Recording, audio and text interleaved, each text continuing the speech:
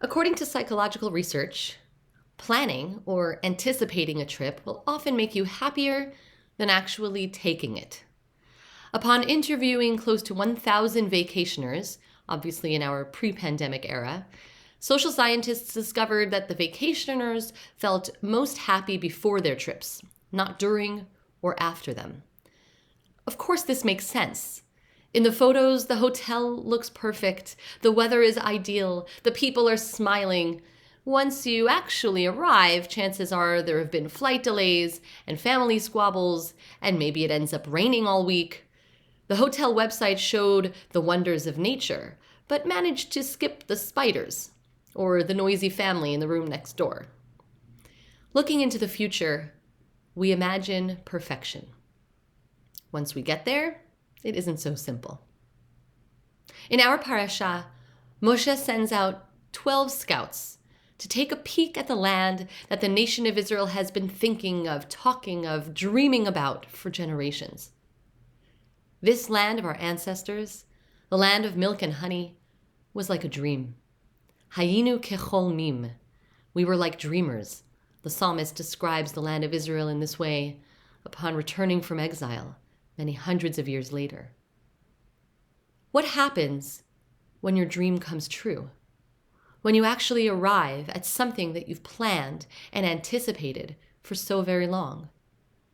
The spies enter the land, and they do see that it is beautiful and fertile. They report back that it is indeed flowing with milk and honey. It is lush. It is full of potential.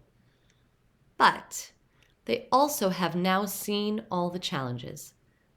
Looking at the land up close for the first time, they see all of its warts, the things they never anticipated when they were speaking about the land in the abstract.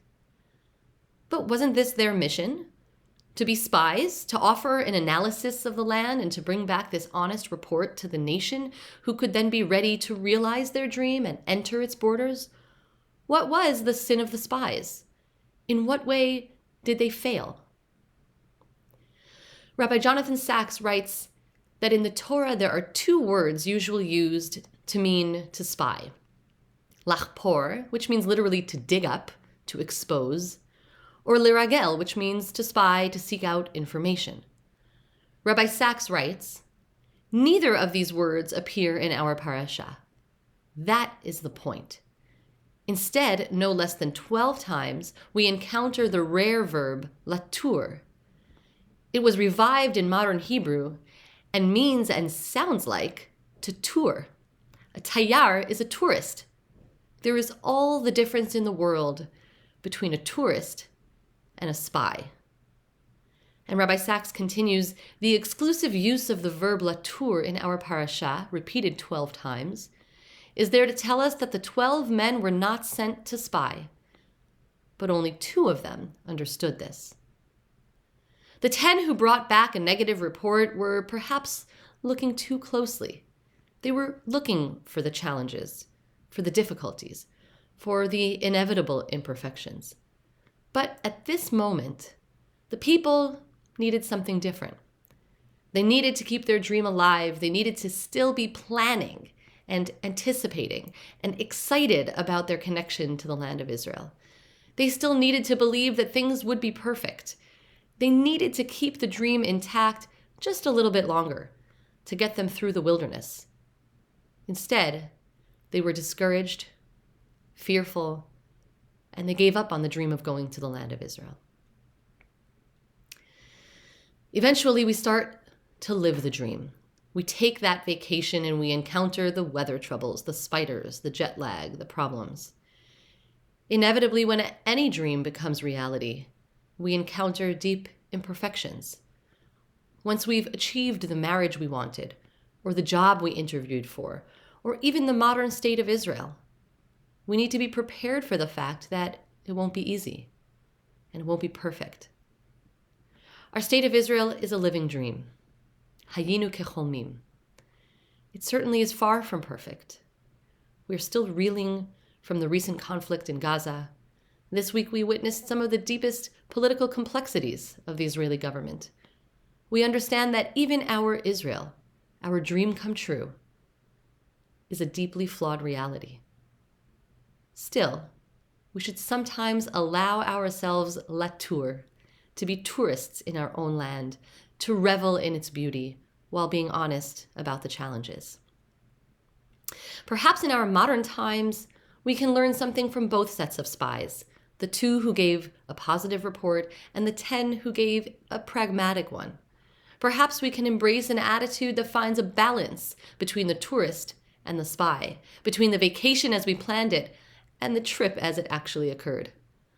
We can adopt the pragmatism of the 10 spies without their pessimism. We can embrace the encouragement and confidence of the 2 positive spies without those rose-colored glasses that perhaps made them sound naive. Our modern Israel needs realists who are dreamers, just like those early Zionists who embraced the dream while also rolling up their sleeves and doing the work. Im tirtzu, ein zo agada. If you will it, it won't be a dream. It won't be perfect, but it will be real. Shabbat Shalom. Shabbat Shalom. Shabbat, as we know, is a day of rest, but not from all things. From work, yes, but not from Jewish learning. This is a message that is delivered to us as each week we read a section called Bamed Madlikin. It is a section from the Mishnah of Shabbat detailing some of the laws of the day. It concludes with the paragraph, Amar Rabbi Elazar, Amar Rabbi Chanina. Rabbi Elazar said in the name of Rabbi Chanina, Talmidei Chachamim marbim shalom ba'olam. Students, those who are seeking knowledge, increase peace in the world. It's a beautiful sentiment with which to enter Shabbat, and it's a text that was set to music by my teacher Raymond Goldstein in Jerusalem. It's a duet that he wrote, and this is a performance of myself and my best friend Cantor Schwartz of Park Avenue Synagogue, singing those words together. It concludes, of course, with very famous words, Adonai oz le'amo yitein, Adonai yevarech et amo v'shalom. May the Lord grant strength to his people.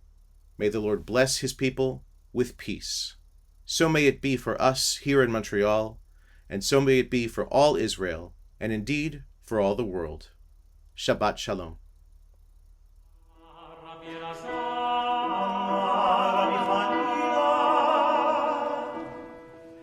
תלמידי חכמים מרבים שלום בעולם שנאמר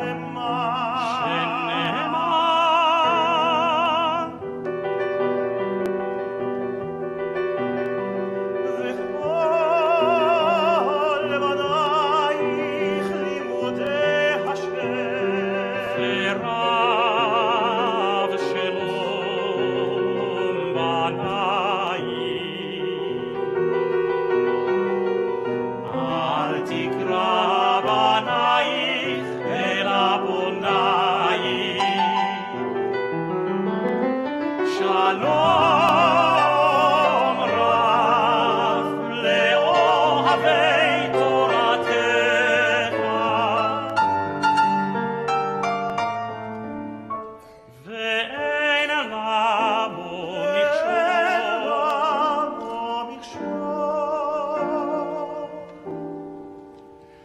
יהי שלום בחילך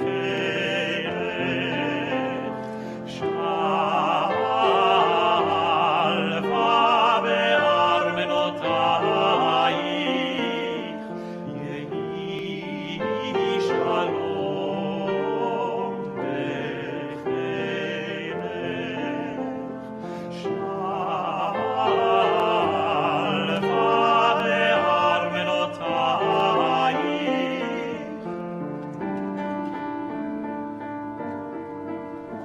יהי שלום בחילך